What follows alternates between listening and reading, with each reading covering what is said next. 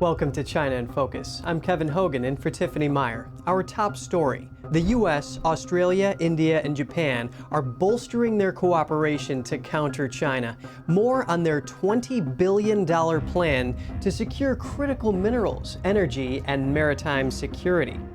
Taiwan is tracking a second Chinese military patrol around the island in just the 1 week, calling Beijing the main source of instability in the region. A historic naval shift in Seoul, South Korea announces plans for its first ever nuclear-powered submarines aimed at countering threats from the north. And an American journalist who's lived in China for more than a decade is now facing a U.S. criminal charge, accused of acting as an unregistered agent for Beijing.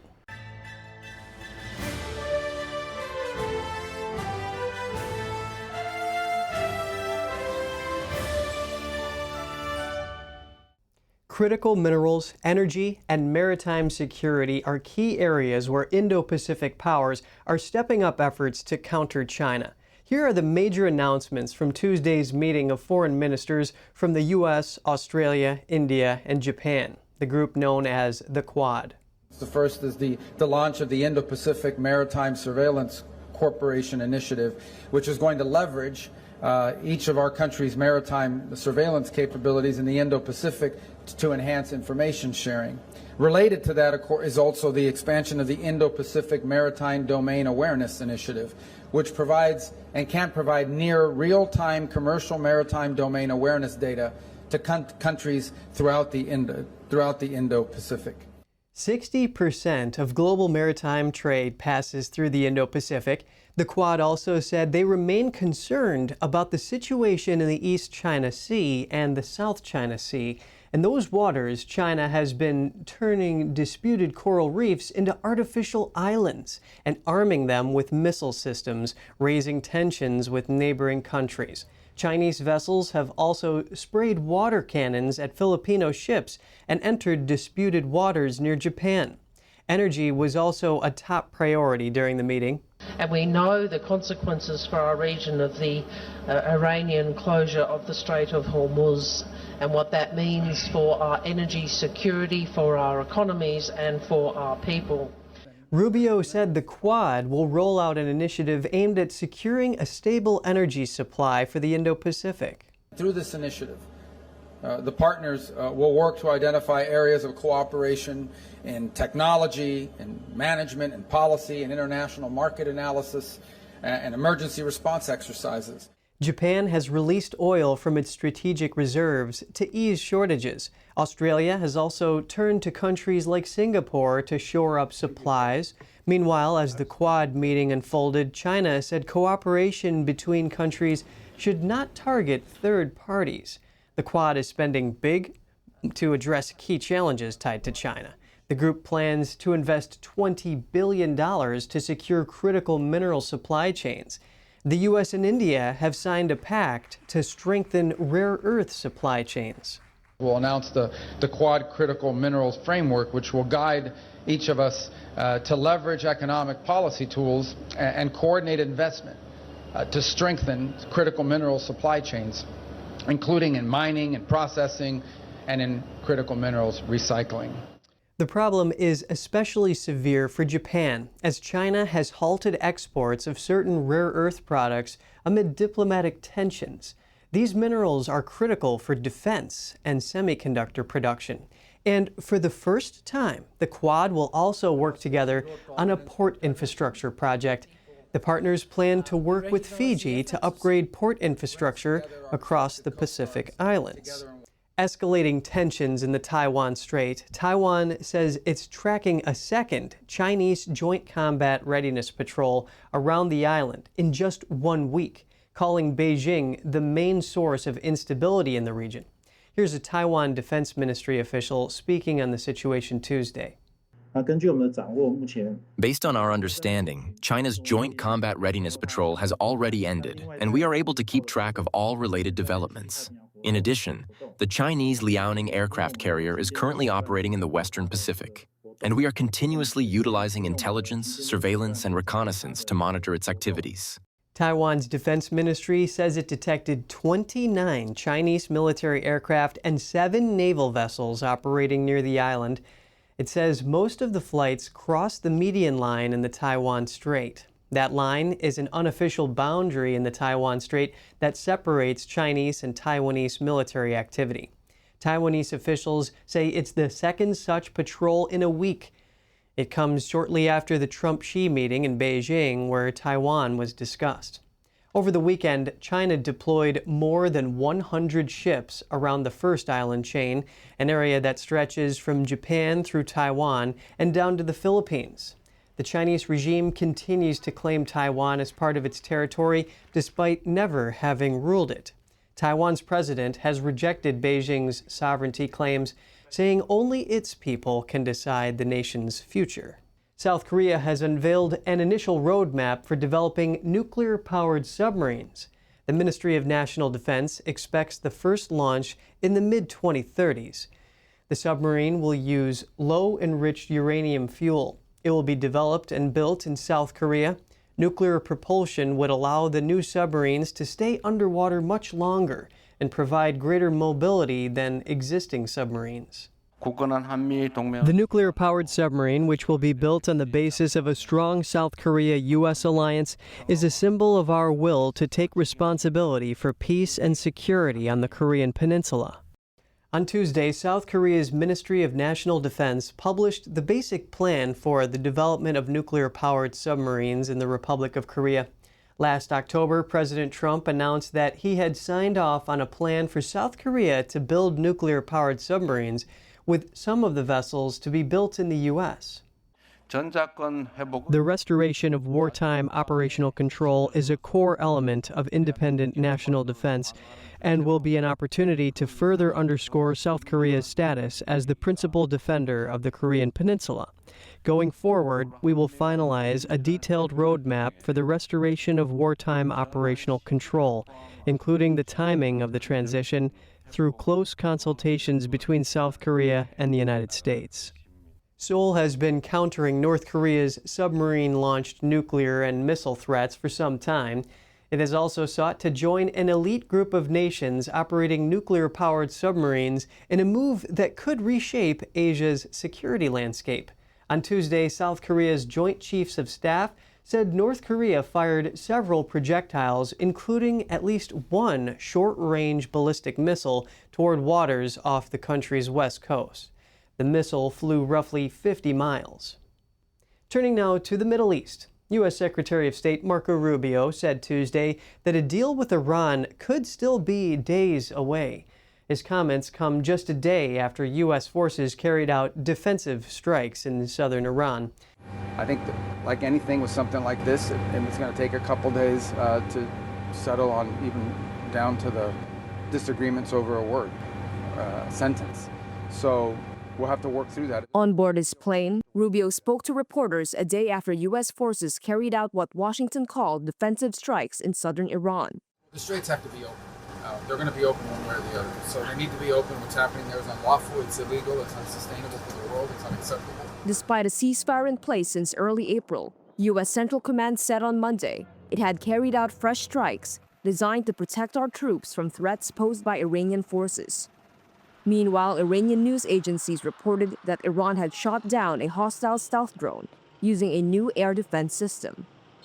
The U.S. attacks came as Iran's top negotiator and its foreign minister were in Doha for talks on a potential deal with the U.S. to end the 3-month conflict. Citing a Middle East diplomatic source, Japan's Nikkei newspaper reported that the U.S. and Iran were discussing a plan to open the strait about 30 days after reaching a deal to end hostilities. President Donald Trump on Monday posted on Truth Social that talks are progressing, but warned it will be, quote, a great deal for all or no deal at all. Tensions remain high across the region, with Israel saying it will intensify strikes against Hezbollah in Lebanon. The fighting between Israel and Hezbollah terrorists in Lebanon is intensifying again. The latest clashes are threatening to end a temporary ceasefire between the two sides. NTD's international correspondent Arian Pastar has the latest. Smoke is seen rising into the sky above southern Lebanon on Tuesday as Israel strikes Hezbollah targets along a strategic river. Israeli Prime Minister Benjamin Netanyahu on Monday instructing his military to intensify strikes against the Hezbollah targets. This after the terrorist group kept attacking Israeli positions as well as sending fighters and weapons into southern Lebanon despite a temporary ceasefire. The Lebanese government thus appealed to Hezbollah to stop the attacks and respect the ceasefire agreement. In response, the terrorist group called on the Lebanese people to take to the streets and overthrow Lebanon's government. Secretary of State Marco Rubio on Monday saying Hezbollah's actions are reckless. The problem is not Lebanon and Israel, the problem is Hezbollah. Just last night, Hezbollah put out a statement calling for the overthrow of the Lebanese government. And it just reminds you of who you're dealing with here. By the way, an Iranian proxy, 100% Iranian proxy. Israel always has a right to protect itself. Every country in the world does. And so if Hezbollah is going to launch missiles or launches missiles at them, Israel has every right to respond to that or to prevent that from happening. Before the renewed strikes, the Israeli military issued multiple warnings in Arabic, urging Lebanese residents in certain areas to evacuate before the attacks. Arian Pastar, NTD News. And a quick update on the U.S. blockade against Iran in the Strait of Hormuz. U.S. Central Command reports that as of Tuesday, 108 commercial vessels in total have been redirected, blocked from entering or exiting Iranian ports. That's up from 97 last Friday. This is part of ongoing U.S. efforts to pressure Iran economically in the broader conflict. U.S. launches strikes in southern Iran. Targets included missile launch sites and Iranian boats attempting to place mines, according to CENTCOM. Iran says the United States has violated the ceasefire. The U.S. says because it was defensive in nature, it was not a violation. On the topic, my colleague Don Ma spoke with Thomas Speciale earlier on Tuesday. He's a former senior advisor to the DNI on counterintelligence and security and former senior intelligence collection strategist for domestic extremism at the National Counterterrorism Center. Take a look. Iran says the United States violated the ceasefire. The U.S. says it was defensive in nature, so it's not a violation. Can you give us your take here, Thomas? Yeah, I think it's important to be very clear that these were Iranian small boats. Their navy's been, for all intents and purposes, completely decimated, except for these small Iranian speedboats that basically they can throw, potentially throw mines into the water. So we've been planning for this type of thing for many, many, many years. I think the other important thing to remember is that the Iranian, whoever the people that the administration is negotiating with may not have complete and absolute control over factions within the Iranian Revolutionary Guard Corps that may be conducting these military operations that have to be dealt with. I expect that the negotiations will go on. I don't think that there'll be any interruption in that. The real problem with the negotiations right now is the actual people that are in charge of that are probably in control of the highly enriched uranium.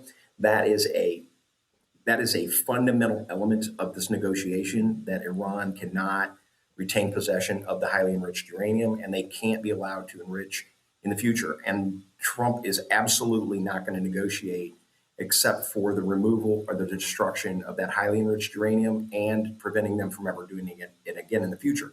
And until that is negotiated, that it's going to continue on this course until the Iranian government, whoever's in charge of that highly enriched uranium, makes that negotiation. I think it was last week, maybe earlier, there was a question posed to Secretary of State Marco Rubio about whether he thinks the U.S. is being strung along by Iran. He said we don't know until we know. That's what he said. What do you think about that? I think that's a polite way of saying that the people that they're negotiating with don't necessarily have complete control over the IRGC or the more religious the zealots in Iran that would continue to disrupt the negotiations. I think that's a polite way of saying we're going to hold the line until they get control of these people, and eventually we're going to get a negotiation. I think that's just a polite way of saying we won't know until we know, basically. What is your gut feeling here about a prospect or the prospects of a deal? Do you think it's closer than before?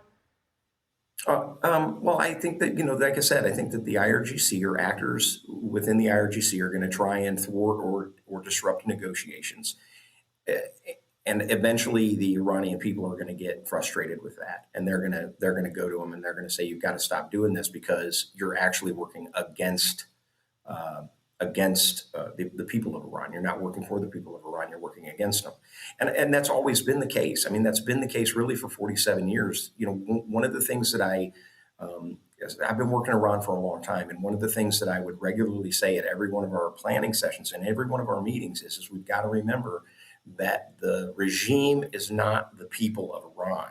And the Artesh is not the regime. The Artesh is the people, and the regime is the IRGC and the Ayatollahs. And so there is a difference. And that's something I think more Americans need to understand, that we talk about this a lot as it's like the country of Iran. We're at war with the country of Iran. I don't think we're at war with the country of Iran. We're at war with the fundamentalists, the Shia fundamentalists in Iran that have been a thorn in the side of the entire Middle East. The Iranian Shia have been fighting the Arab Sunnis for decades, for centuries, really. And so because of that, we've got to, when we talk about this, we've got to make a clear distinction between the Iranian Shia fundamentalists and the Iranian people who just want to live in peace and in harmony with their neighbors, and they don't want to be at war with everybody all the time.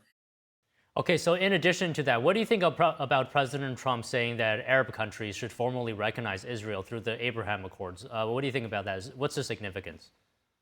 Yeah, this is one of those things that the president has been able to do with the Abraham Accords that he did years ago, and that has been able to survive. And for him to go to the Iranian people and say, you can also join the Abraham Accords as well, basically to bring sort of a harmony into the Middle East. And these Arab countries want that. They want harmony in the Middle East.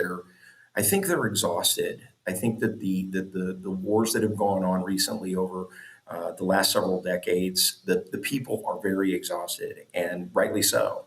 And the hope is that the Abraham Accords will be expanded and incorporate other Arab countries and ultimately potentially Iran, the people of Iran, to have a harmonious relationship with each other, as opposed to these terror wars that have been going on.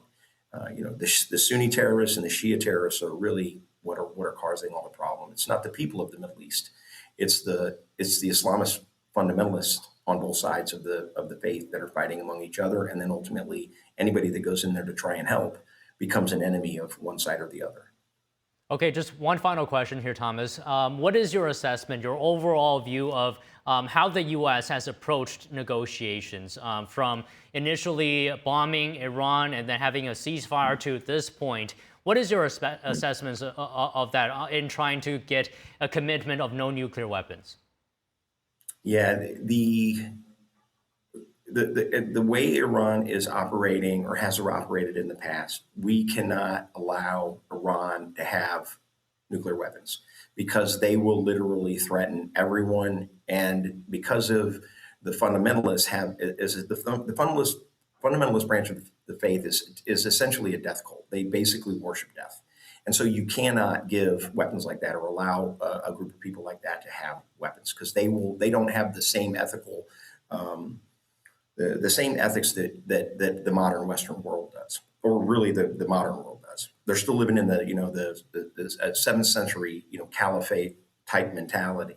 I think my overall assessment is that this was something that has needed to be done for years and years and years. In fact, I called this the Iran Castration War Plan back in 2011, 2014, where you eliminate the power projection capability of the Iranian regime, and you essentially force the turnover from the fundamentalists into the hands of the more, I don't want to say more peaceful, but the non-fundamentalists in Iran, and that is going to then change the entire dynamic of the Middle East. And that's ultimately what's happening. I am very, very happy with how things are going. I think that you're negotiating with people who are a very proud people, who have a very proud heritage. And so they want to feel respected in the negotiation.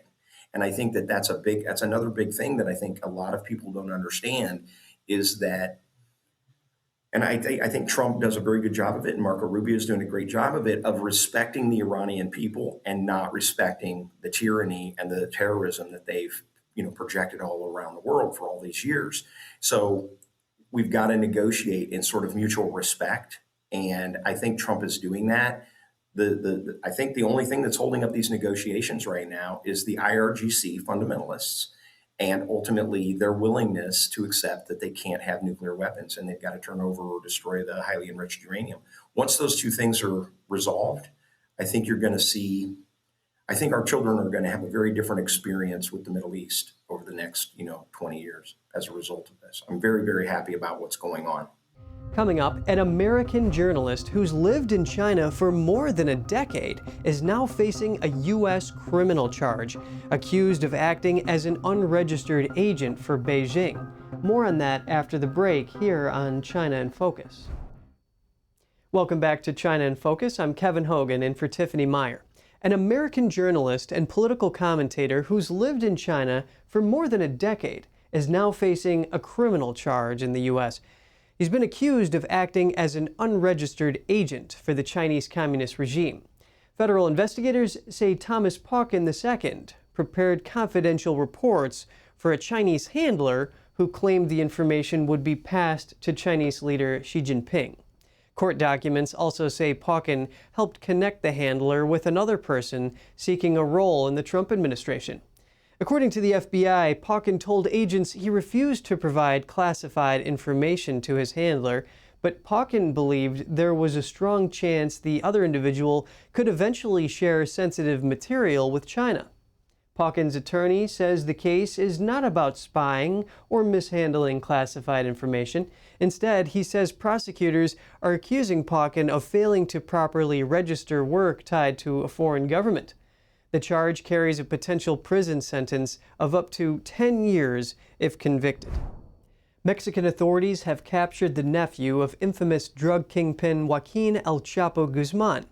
Mexico's security secretary said he was arrested in Nogales. The official added that a search warrant executed in Tapachula resulted in the seizure of 1,500 pounds of cocaine, over 150 guns, and 18 grenades. Guzman is the former leader of Mexico's powerful Sinaloa cartel.